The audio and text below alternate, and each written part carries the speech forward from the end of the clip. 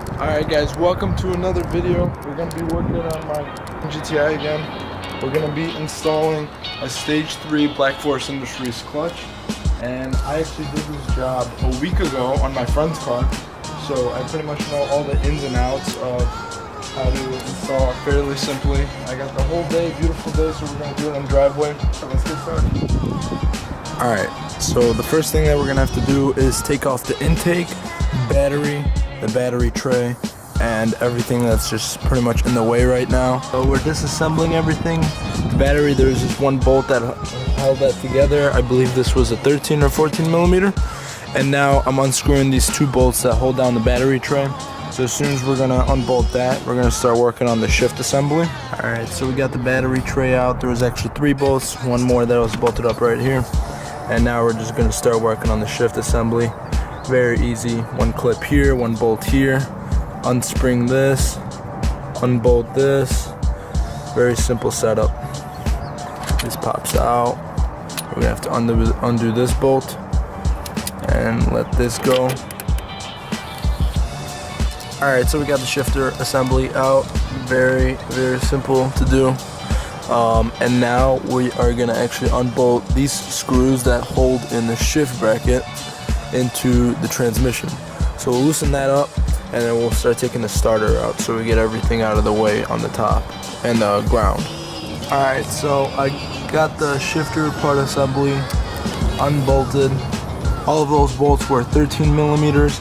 There were one, two bolts here, and another nut right here. Alright, so now I'm gonna start undoing the starter. We have 2 bolts that hold it in, and then we gotta unclip this harness and get that undone, and the ground cable that's connected right here. Alright, so I got one of the ground wires unhooked. That was also a 13 millimeter nut, and then we got another one right here for the starter. We got the harness unhooked, one of the bolts out, so we're gonna get that undone. Alright, so we got the ground wire unhooked from the starter, and so the last thing that we have to do from the top is take off the clutch bleeder. So we pretty much just pry up on this little metal piece that holds it in with a flathead, and we'll get that out immediately. Alright, so I took that off. It's right here, connected to the throwout bearing. Make sure you have it up on an angle so it doesn't leak any clutch fluid. And so now we're gonna go underneath the car, jack it up from both sides, and take out the starter and start unbolting up the axles. And so I got the car jacked up right now. I got the 2 jack stands, and I use the floor jack to use it as engine support instead of at the top. Top is probably a little more safer, but I don't have the money to buy it or anything like that, or to rent it out. So I'm just gonna do this instead. And I did it on my friend's car as well, and it worked out pretty well. But right now I'm gonna proceed to take off the belly pan so we can start unbolting the axles and transmission dog bone mount. Alright, so now I'm proceeding with taking off the lower control arm bolts. Those bolts are 16 millimeter, so I'm going to do that on both sides and start unbolting the axles from the transmission. Alright, so I'm just going to give you guys a quick little update. We removed the axles from both sides. So this is a 10 millimeter 12-point socket. You're definitely going to need to have this to unbolt these bolts from the transmission. So axle comes out, you pop it out of the control arm so you get more wiggle room here. Alright, so now that we got that done, we're gonna unbolt the dog bone mount. Alright, so I unbolted the dog bone mount, and this is what I'm left with right now. So now I'm gonna get the transmission jack on here, get it strapped up, and start unbolting it and get this transmission out. Alright, so I'm about to do the belly pan, but on top I unbolted all these bolts. There were 6 of them. This connects the transmission to the engine. These are mounts. So I took this part out because this is going to have to come out. Alright, so there's 2 more harnesses that I unclipped. One was right there, and one was underneath. I unclipped both of those, and now we're going to take off the last bolts, on the starter. All right, so I did a little bit before my last update. I took out the starter, I unclipped everything, took out all the bolts, and then I started undoing all the transmission bolts. There were two 16s right here. This one's another 16. That one you leave last until you're ready to take it off. There's one 18 right here by the axle. There's one right here by the axle. There's these two 16 bolts that I took out. On the top, we have one bolt here, and that's that. We also have to unhook this throttle body pipe. We have to unscrew this bolt, and then we're ready to take out this bolt and take it. All right, so the transmission is pretty much ready to get out, other than the last bolt that we left in. But we're gonna hook up the transmission jack, so we can get it out nice and easy. This one we got from Harbor Freight for $100. Just buy it, return it, or borrow it from a friend if they work at a shop or something. But yeah, let's do it. So I managed to get the transmission out.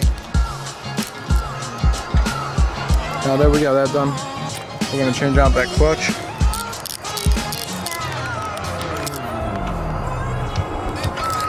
And yeah. All right, so I'm just finishing up, taking out the last screw for the pressure plate. And this is gonna be 9mm 12-point bolts. So I just use the wrench and unscrew them with the 12-point side. Right now I'm gonna pry this off. All right, so here it is. As you can see, this clutch is absolutely demolished. Very little left of it. And yeah, this is garbage. And now we have to take up the flywheel. All right, so right now we're unbolting all the flywheel bolts. We got 1, 2, 3, 4, 5, 6, 7, 8 bolts. I hold it down like this to break the tension. Press it down, and that's how you can loosen them. All right, here we have the new flywheel and the bolts. We're gonna use the big ones for the flywheel. There should be 8 of them. Right? Yep. There's 8 of them. We're gonna bolt it up and let's do it. Tightened up the bolts for the flywheel.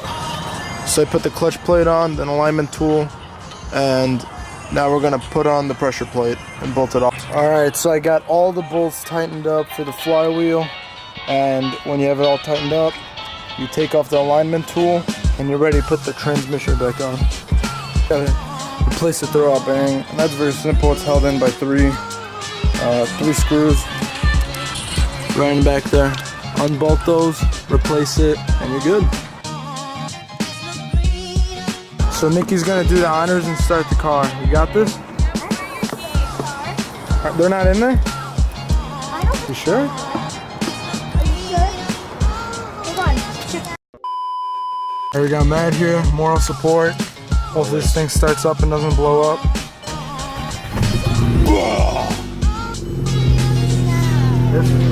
Just like new. Just like new. And then now we gotta play with the... That's Sky though. Alright, so I simply put everything back together, and last night for hours I was pressing on the clutch, bleeding the brakes, pressing on the clutch, bleeding the brakes, and I still had no clutch, and I was very frustrated. So I opened up the brake fluid reservoir, and it was fine. It was a little bit low, not a big deal. It was still above the minimum, but I didn't think that was gonna be a problem, but it so happened to be that it was the problem. So I bought brake fluid, filled it all the way top, made it overflow, because that's what people said on forums. And I bled the brakes a couple more times, and I finally got the clutch back. So clutch feels good, no problems whatsoever. And yeah, now it's time for the braking period of 500 miles, so that's gonna be exciting. I hope you guys enjoyed the video. If you really liked it, please give it a like. So see you guys in the next one.